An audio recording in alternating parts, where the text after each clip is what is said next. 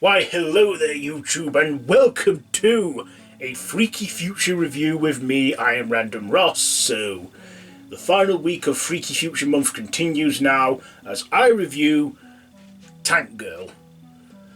So, this is written by. It's written by Toby Seraphine or something.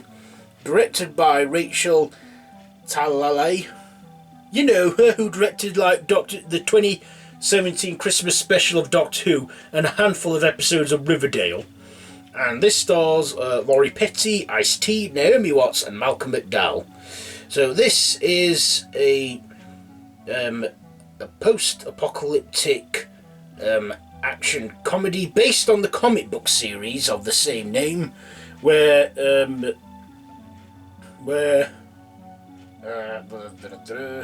cast where they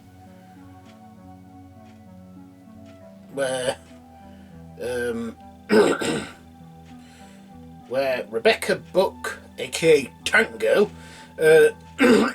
lives in this futuristic world where it's like years after an asteroid landed on Earth, it dried out the world's water supplies and caused mass radiation and drought around the world, and the whole world's water supply is controlled by an evil villain played by Malcolm McDowell, who's an evil bastard and won't share his water with the world. And Rebecca becomes this fugitive along with this person she befriends, played by Naomi Watts, and they go on this adventure to try and stop Malcolm McDowell from hogging all the world's water and sharing it with the world.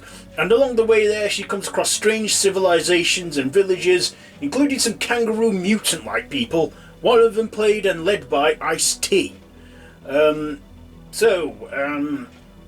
of course they have to stop the evil Malcolm McDowell from taking over the world. Not only that, but Rebecca must also stop him because he's holding her sister hostage. Is that right?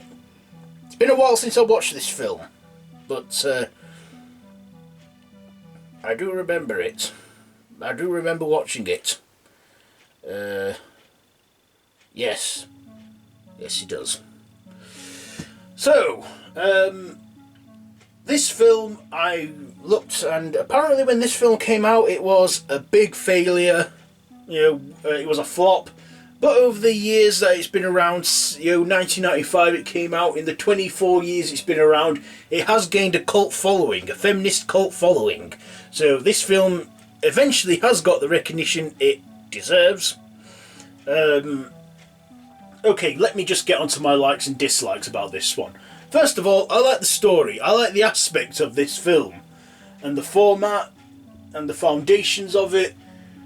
Malcolm McDowell, he played a good villain in this, and Naomi Watts was a great support in this. Laurie Petty, I liked her role in this as Rebecca, Tank Girl.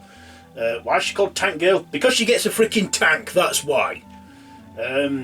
She was great in this. Very witty character as well. Very energetic, very odd coloured eyes. Just a wacky character. And had a very odd sense of humour that would make Lady Gaga a bit jealous. I also like the character of Ice-T and his gang that were like kangaroo mutant-like creatures. They were always told they were evil, but they actually turned out to be good and civilised creatures.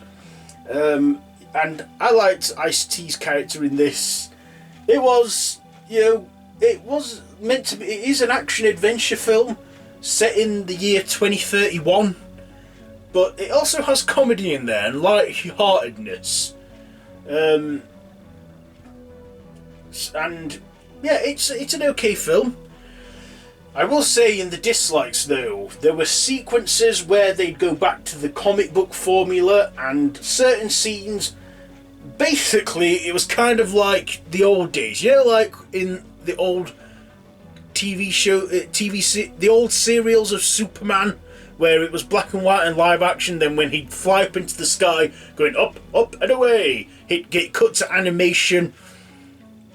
That's what it did in some scenes, especially when she's assembling her tank and customising it. It cuts to some animated feel, like a comic book strip, and I found that a bit annoying. I didn't really like that. You know, it's just, it wasn't my, you know, if it's going to be a film that's like animated and live action, then at least have them in like the same room. Just don't, I just didn't like that for the film. I found it a bit annoying.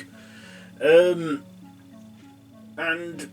this was, it was an okay film though, but, you know, there were this as well is just cheesy as hell. It's just got the cheese factor all over it, and that is what it's got. Cheese! Yeah, the cheese factor. This film is cheesy, I will admit that. But, yeah, I kind of see why it's gained a cult following. It's also, I would find, a little bit girly, but hey, I'm a kid of the 90s, and back in the 90s, come on 90s kids, admit it, even though you were a boy, you used to watch the Powerpuff Girls on Cartoon Network. I'm not ashamed to admit it, you know, and that's, you know, and I mean, I won't say, is Tank Girl girly? Is it a chick flick? It didn't feel like that to me. It felt like a sci-fi comedy in a post-apocalyptic future, and that's the whole point of this season on my channel. It's Freaky Future Month. Yeah, it had good effects as well. It had that feel of like an 80s sci-fi movie, even though this was made in the 90s.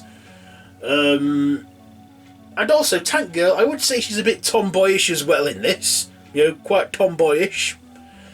But yeah, her character just wacky. But the other characters as well, you know, stood out too, like Ice-T and Malcolm McDowell.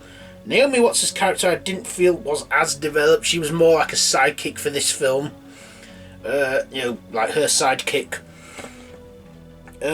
So, yeah, my final thoughts and ratings for Tank Girl. So, I thought this is an okay film. It's just something I wouldn't watch anytime soon. Well, I mean, wouldn't re-watch anytime soon. I mean, I've watched it a couple times now. I watched it a couple years ago, then I watched it like a couple weeks ago for this review. Yeah, it's okay. Bit cartoonish in bits. I think this is an R-rated film, or is it PG-13? Either way, it's gritty, but for me, you know what? Tank Girl's alright, it's just not brilliant. That's how I'll put it.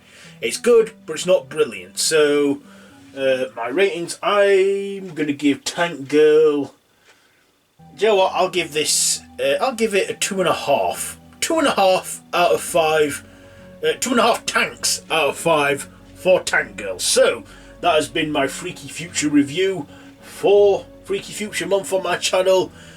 My review on Tank Girl. Have you seen this film? Let me know down in the comments below. We could even have a discussion maybe. If you like this video, be sure to give it a big thumbs up. Don't forget to share with your friends. If you haven't already, don't forget to subscribe to my channel, please, and hit that notification bell.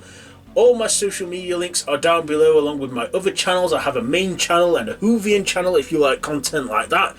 They're either linked down below or in the cards above here. So, that's it for this Freaky Future review. Probably going to be the last one of this month because, well, I do want to save enough Freaky Future movies for next year at least. I am considering doing this again next June for a month. So, but like I said, that's a year away, so I don't need to worry about anything like that yet. So, yes, until next time, don't have nightmares.